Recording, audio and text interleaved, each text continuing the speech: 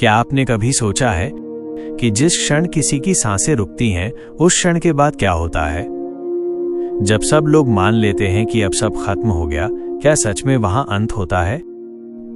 गरुड़ पुराण कहता है, नहीं, मृत्यु कोई अंत नहीं है, बल्कि एक ऐसा दरवाजा है जो खुलता है अदृश्य दुनिया की ओर। एक ऐसा संसार जहां न शरीर होता है, न समय, बस आत्मा होती है अपने कर्मों के भार के साथ। जब किसी प्राणी की मृत्यु होती है तो हम देखते हैं कि उसकी आंखें बंद हो चुकी हैं, सांसें थम चुकी हैं और शरीर शांत है। लेकिन वो जो दिखता है वो बस बाहर की कहानी है, असल कहानी तो अब शुरू होती है। उस पल जब व्यक्ति आखिरी सांस छोड़ता है, उसी क्षण से आत्मा अपनी यात्रा शुरू करती है। गरुड़ पुराण कहता है, जैसे ही प्राण शरीर से बाहर निकलते हैं, आत्मा एक भारी अंधकार में प्रवेश करती है। कोई दिशा नहीं होती, कोई मार्गदर्शक नहीं, सिर्फ एक भ्रम, एक अकेलापन और वो मृत शरीर जिससे वो सालों से जुड़ी थी। आत्मा अपने शरीर को देखती है अपने प्रियजनों को अपने चारों ओर रोते हुए। वो चीखती है, कहती है, मैं यहां हूं, लेकिन कोई उसे सुन नहीं सकता। ये एक बहुत ही विचित्र स्थिति होती है। उसने सब कुछ छोड़ा, सपने, शरीर, अपनों को, लेकिन मोह नहीं गया। गरुड़ पुराण बताता है कि मृत्यु के बाद पहला घंटा सबसे निर्णायक होता है। ये वो समय है जब आत्मा सबसे अधिक अस्थिर होती है।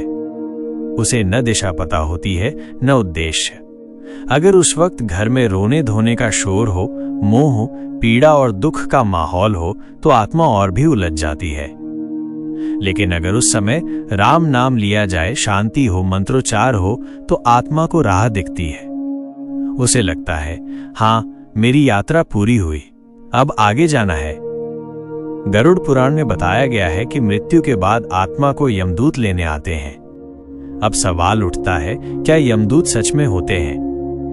गरुड़ पुराण का उत्तर स्पष्ट है, हां, होते हैं, लेकिन वे हर किसी को एक जैसे नहीं दिखते। पुण्य आत्मा के लिए यमदूत श्वेत वस्त्रों में होते हैं, शांत, तेजस्वी और कोमल। वो आत्मा को मुस्कान के साथ एक दिव्य मार्ग पर लेकर चलते हैं। लेकिन जिसने अपने जीवन में पाप, छल, हिंसा या धोखा किया हो, उसके लिए यमदूत का रूप भयानक होता है। काले, ऊंचे, विकराल और आंखों में आग लिए हुए, जिसे देखकर आत्मा कांप जाती है, भागने की कोशिश करती है, लेकिन भाग नहीं सकती। मृत्यु के बाद आत्मा का पहला अनुभव उसी के कर्मों पर निर्भर करता है, और यहीं से शुरू होता है चित्त दर्शन। इसमें आत्मा को अपने पूरे जीवन की फिल्म दिखाई जाती है, बचपन से लेकर आखिरी क्षण तक। हर बात, हर सोच, हर पाप, हर पुण्य, कहीं कुछ छिपा नहीं होता। हर झूठ, हर सच, सब सामने होता है। और आत्मा चुपचाप देखती है, पछताती है या मुस्कुराती है, ये भी उसके कर्मों पर निर्भर करता है। उस एक घंटे में आत्मा को सबसे ज्यादा पीड़ा तब होती है जब वो देखती है उसने जीवन में कितना समय व्यर्थ गवाया, कितनी बार अपनों को चोट पहुंचाई, कितनी बार सच्चाई से भागी। गरुड़ पुराण कहता है, यदि आत्मा ने जीवन में मोह, लोभ, अहंकार को पाला हो, तो वो इस एक घंटे में भी उस शरीर से अलग नहीं हो पाती। बार बार वही दृश्य दोहराती है। वो मर गई होती है, लेकिन फिर भी उसी घर में, उसी शरीर के आसपास भटकती रहती है। ऐसी आत्माएं बाद में भूत प्रेत बन जाती हैं।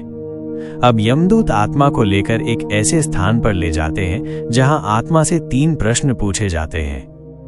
क्या तुमने सच्चा धर्म निभाया? क्या तुमने मोह से मुक्ति पाई? क्या तुमने अपने कर्मों का ज्ञान पाया? इन प्रश्नों के उत्तर शब्दों में नहीं दिए जाते। ये उत्तर आत्मा के भीतर से उसके भावों से निकलते हैं, और तभी तय होता है आगे का रास्ता।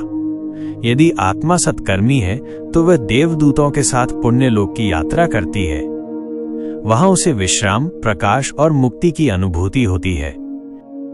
यदि आत्मा पापी है तो उसे यमलोक ले जाया जाता है, जहां चित्रगुप्त उसके कर्मों का लेखा जोखा पढ़ते हैं, और फिर उसे नर्क या किसी प्रेत योनि में भेजा जाता है। मृत्यु के बाद की ये यात्रा आसान नहीं है। ये उस आत्मा के लिए परीक्षा है जो अब बिना शरीर के सिर्फ अपने कर्मों के सहारे चल रही है। एक आत्मा जो जन्मों से बंधनों में थी, अब पहली बार पूर्ण स्वतंत्र होती है। लेकिन इस स्वतंत्रता में भी डर होता है। इस डर को पार करने के लिए धर्म चाहिए, श्रद्धा चाहिए और उस परिवार की समझदारी चाहिए जो मृत्यु के बाद भी आत्मा के लिए प्रकाश का दीपक बन सके। गरुड़ पुराण यही सिखाता है कि मृत्यु कोई डरावनी चीज नहीं, बल्कि वो दर्पण है जो हमारे कर्मों का असली चेहरा दिखाता है। जो इस 1 घंटे को समझ गया, वो जीवन में भी बेहतर जीता है और मृत्यु के बाद भी मुक्ति का अधिकारी बनता है। इसलिए सनातन धर्म कहता है, मृत्यु का भय नहीं होना चाहिए, बल्कि मोह का त्याग होना चाहिए। जब अंतिम क्षण आए तो आंखों में पश्चाताप नहीं, प्रसन्नता हो, हृदय में क्रोध नहीं, शांति हो और आत्मा में अंधकार नहीं, प्रकाश हो। क्योंकि जब यमदूत आए तो आत्मा मुस्कुराकर कह सके, मैं तैयार हूं, मेरी नई यात्रा शुरू करो। ओम नमो भगवते वासुदेवाय। जय श्री हरि, जय सनातन धर्म।